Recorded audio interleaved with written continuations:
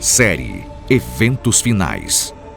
Oi gente, tudo bem? Eu sou Vinícius Mendes, pastor e editor na Casa Publicadora Brasileira e estamos na série Eventos Finais e eu estou na boa companhia dos meus amigos, pastores Eduardo Rueda e André Vasconcelos, e a gente vai conversar hoje sobre um tema instigante, que é o tema do Armagedon, essa batalha grande, poderosa, que vai ocorrer no final dos eventos finais entre o povo de Deus e o inimigo de Deus. Esta batalha está situada no texto do Apocalipse, ali na sexta e na sétima praga. E aqui nós vamos tratar um pouquinho sobre os elementos bíblicos em relação a esta passagem e também os aportes que o livro Eventos Finais nos dão para entender melhor esse tema. Gente, o que seria a batalha do Armagedon, como ela se desenvolve, como o povo de Deus é afetado? Esses são pontos que nós vamos tratar aqui um pouquinho. Pastor André, você pode dizer um pouquinho para a gente o que é o Armagedon, explicar para a gente um pouquinho o sentido bíblico dessa expressão? Bom, a expressão Armagedon ocorre no capítulo 16 do Apocalipse, no verso 16. E o Armagedon não é a batalha em si, mas é o palco, o cenário escatológico da batalha. Algumas pessoas relacionam a expressão Armagedon com o Monte Carmelo, porque eles dizem o seguinte, aqui como o próprio texto identifica o Armagedon como um termo hebraico, então eles falam Har é montanha em hebraico e Megidon seria uma referência ao vale de Megido, ou Megido. E então eles relacionam, a única montanha próxima a essa localidade é a Montanha do Carmelo. No entanto, essa expressão Megidon, ela remete a Zacarias capítulo 12, verso 11, que é a única vez no Antigo Testamento que a palavra Megido aparece com esse N no final, que no hebraico seria a letrinha Nun. Então é a única vez. E lá é feita uma referência ao pranto de Hadad-Rimon, que é um deus cananeu. Então aqui essa referência ao Armagedon parece ser um eco de uma das pragas do Egito também, que é a morte do primogênito. Foi no vale de Megido que Josias morreu, numa batalha com o faraó Neco, e lá também Josias foi pranteado. E a gente vê que no contexto da sexta praga, depois os mercadores e todas aquelas pessoas que dependem de Babilônia vão prantear por ela. Então, o Armagedon seria o quê? Uma referência a dois locais de batalha. Uma montanha, que é cenário de batalha, e o Vale de Megido, que também é um cenário de batalha. E a montanha possivelmente seja uma referência ao Monte Glorioso, ao Monte Sião, que é mencionado lá no capítulo 11 de Daniel. Então você tem dois cenários escatológicos de batalha. Um remetendo a Jerusalém e outro a esse vale histórico que foi cenário e palco de muitas batalhas. É uma coisa interessante a gente enfatizar que a batalha do Armagedon é aludida primeiramente aqui no contexto da sexta praga. Porém, a sexta praga, ela não aparece ou ela não desenrola a batalha. A batalha vai acontecer mesmo na sétima praga. Então, é bom a gente entender um pouco o contexto. As pragas estão caindo sobre a humanidade, existe uma liderança religiosa e política na humanidade que atribui as pragas, a causa das pragas, a desobediência que um determinado grupo religioso está tendo em relação ao decreto que foi expedido, o decreto dominical. Então, o discurso que a liderança política e religiosa da época terá no mundo, e discurso praticamente hegemônico, as pragas estão caindo porque tem gente rebelde, não se subordinando à lei de Deus, que seria uma lei falsa, que é o decreto dominical. Porém, ocorre a quinta praga, e o texto da quinta praga nos diz que a quinta praga cai sobre o trono da besta, ou seja, sobre essas lideranças religiosas. E, em certo sentido, esta quinta praga desmoraliza a liderança religiosa, que vinha com um discurso atribuindo a culpa aos supostos infiéis e mostrando que tinha um caminho para governar a humanidade com paz e prosperidade. Porém, ela é objeto dessas pragas. Então, me parece que a sexta praga, quando ocorre, apresenta-se o cenário da batalha do Armagedon, me parece que é uma tentativa desta Babilônia mística, alcançada pela quinta praga, de tentar se reerguer das cinzas. Porque diz o texto, e acompanhe, aí você pode acompanhar na sua Bíblia, Apocalipse capítulo 16, versículo 13, que sai da boca do dragão, da boca da besta e da boca do falso profeta, 3 espíritos imundos semelhantes a rãs. Esses 3 espíritos imundos se referem às religiões que se coligaram ali, as religiões falsas que se coligaram para influenciar os reis da terra, para ferir o povo de Deus, suposto ou suposta causa das pragas. Então, esses 3 espíritos imundos são 3 religiões que estão tentando influenciar os inimigos de Deus ou os governantes da terra para perseguir ainda de maneira mais intensa o povo de Deus. O que seriam esses 3 espíritos imundos aqui? Que religiões seriam essas? Que definições nós poderemos dar? Antes de definir exatamente o que são esses 3 personagens ou elementos, aí acho que é importante a gente frisar um pouco de algumas coisas que já foram faladas aqui, que são informações importantes. Primeiro, a profecia sobre o Armagedon é um dos pontos do Apocalipse que não estão totalmente claros, né? Ainda existe uma certa disputa, até mesmo entre teólogos conservadores, quanto aos detalhes dessa profecia, mas em linhas gerais, nós poderíamos definir dizendo que a última grande batalha entre as forças do bem e do mal, entre Cristo e Satanás, e essa última grande batalha provavelmente vai incluir aspectos de natureza política, de natureza militar e, obviamente, de natureza espiritual. Então, parece lógico nós entendermos que esses 3 elementos, esses 3 personagens que você citou, que alguns chamam de triunvirato do mal, né, ou tríade do mal, esses elementos, de alguma forma, eles têm aspectos políticos, aspectos religiosos, e tradicionalmente, né, ao longo da história da interpretação historicista das profecias do Apocalipse, tem-se entendido esses poderes como sendo a primeira besta, o dragão, a besta e o falso profeta.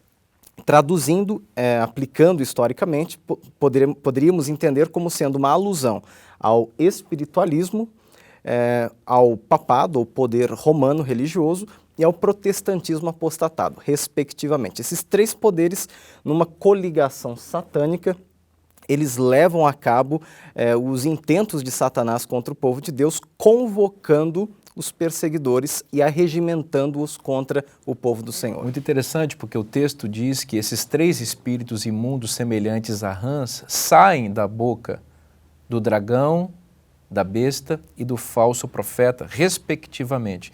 Então isso significa que o dragão, a besta e o falso profeta, nesse triunvirato, representam poderes de natureza política e eles estão associados com uma espécie de soft power, ou poder ideológico, ou poder religioso, representado aqui por 3 espíritos semelhantes a rãs.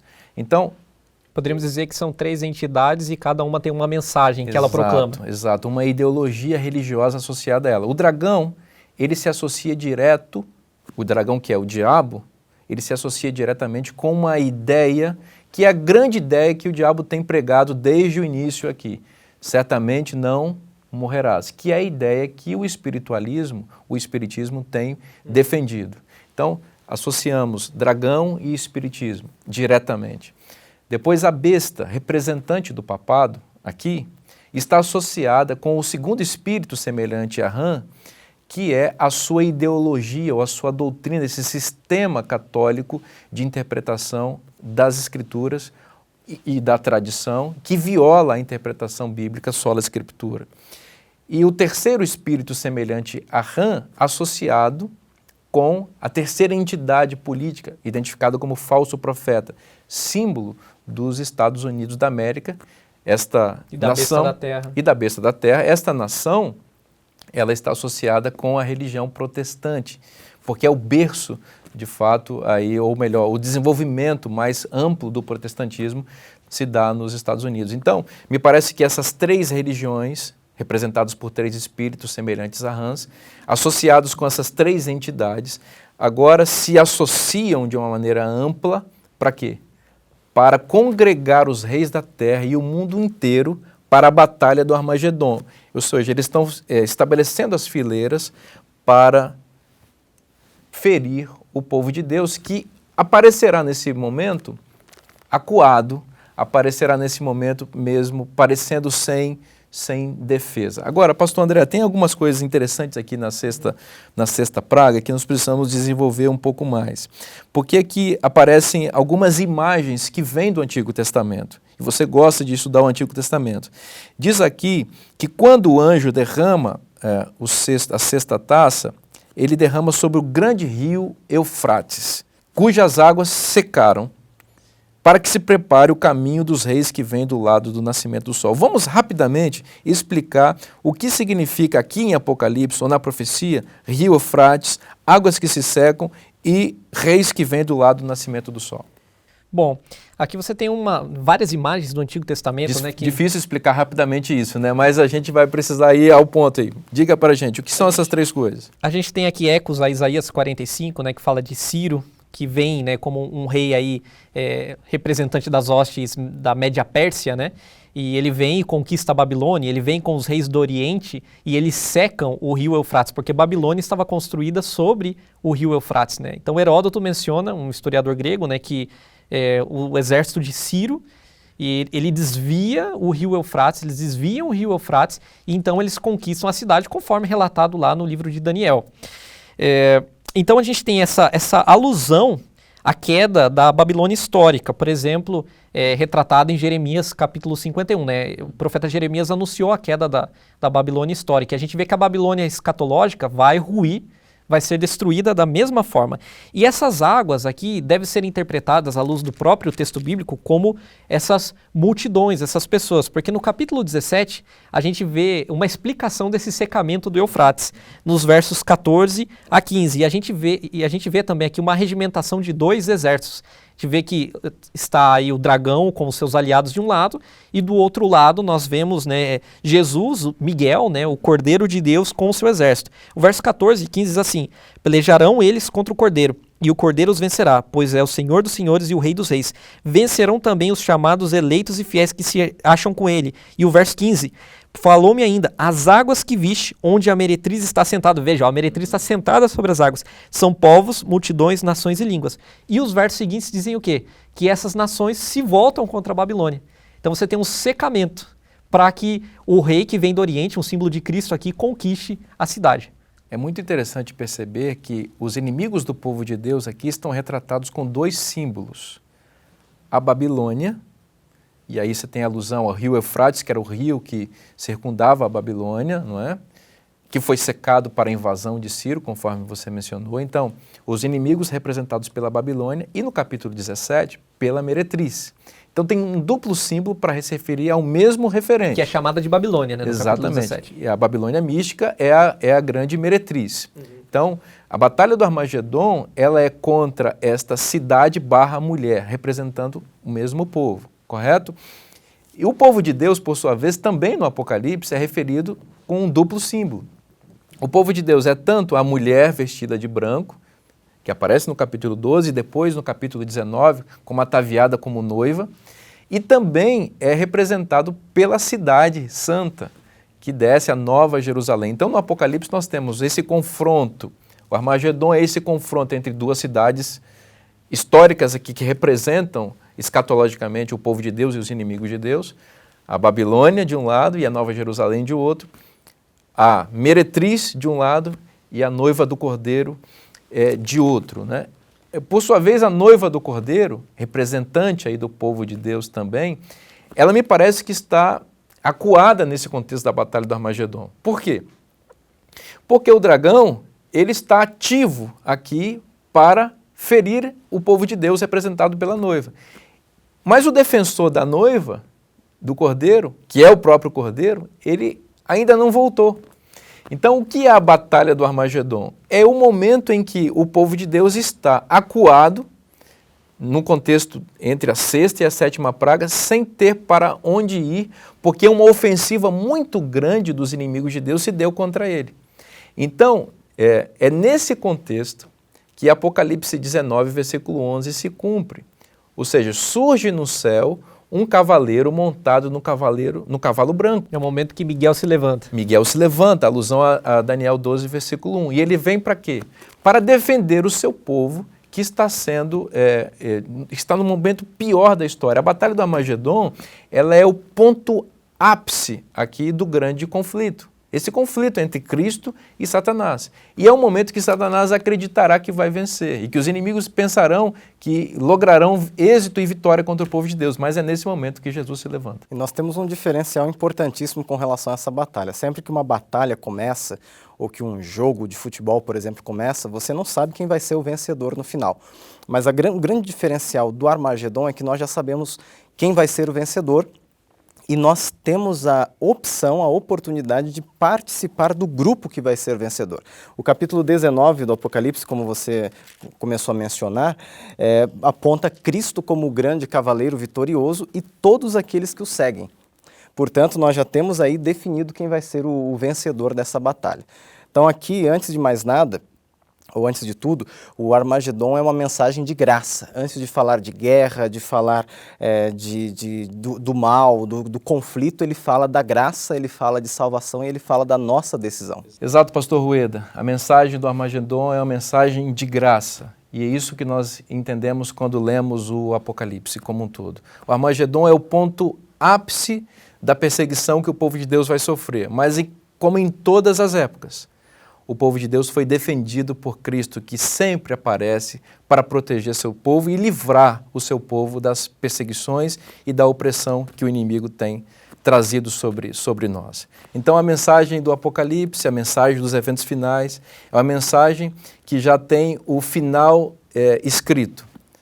Já tem um vencedor determinado, e é Cristo. E nós somos convidados a fazer parte desse exército vitorioso. É um exército que vai ser perseguido? Sim, vai ser perseguido, mas é um exército que será vitorioso. E Jesus nos convida hoje a participar de sua vitória. Obrigado, amigos, foi bom estar com vocês. Obrigado você também que nos acompanha, que Deus te abençoe. Continue estudando este livro, continue estudando o Apocalipse, continue estudando o grande conflito, continue estudando os eventos finais, porque Deus tem mensagens poderosas para transmitir para você, para a sua família, para a sua igreja. E através de você, Deus quer compartilhar essa mensagem também para outras pessoas. Um forte abraço e até o nosso próximo encontro.